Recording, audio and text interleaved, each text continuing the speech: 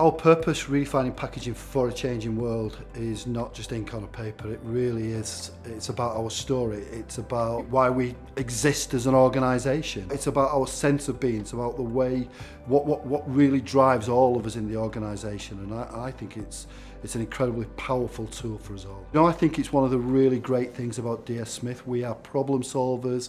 We're innovative in our problem solving. We're entrepreneurial in our problem solving.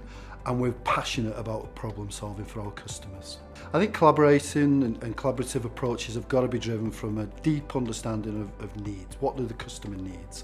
And I actually think it's one of the big strengths of DS Smith. We really want to think about our solutions driven from consumer demand. If we all went into our homes, we would see packaging in our homes today. It's very, very different. But what does it mean about getting that valuable commodity of packaging and paper back into the system? What does it mean to that reputation about recycling?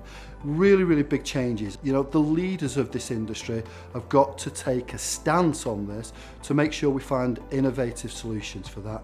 I think we're best placed to do so.